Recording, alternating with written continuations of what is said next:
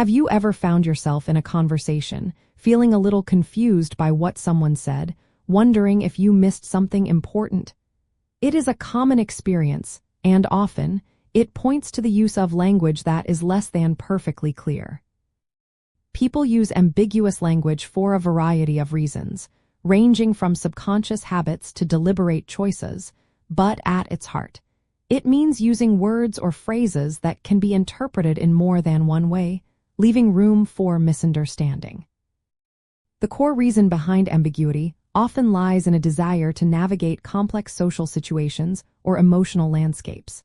Sometimes, it is about preserving relationships.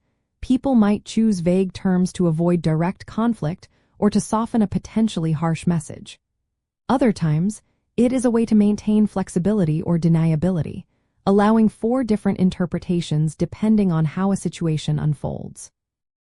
There are also moments when it simply stems from a lack of precise vocabulary or an assumption that the other person understands the unsaid context.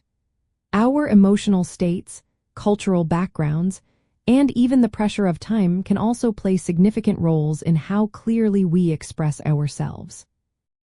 To better understand why you or others might use ambiguous language, consider the context.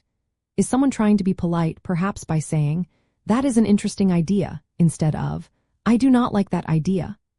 Are they trying to avoid commitment, like when a friend says, "Maybe I will join you later," instead of a firm yes or no? Or perhaps they genuinely lack the specific words to articulate a nuanced feeling, leading to a broader, less defined statement.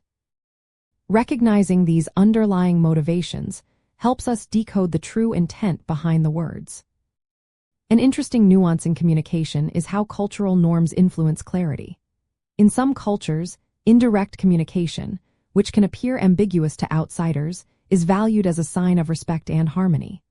This is a subtle yet powerful factor that shapes our language choices, often without us even realizing it. Also, sometimes ambiguity is a tool for creative expression, like in poetry or art, where multiple meanings are not only allowed but encouraged. However, in everyday communication, it typically creates friction.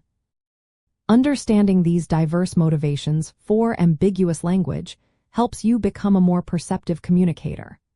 By recognizing when and why ambiguity surfaces, you can either gently seek clarification from others or choose to be more precise in your own words, ensuring your messages are received exactly as you intend, fostering clearer and more effective connections.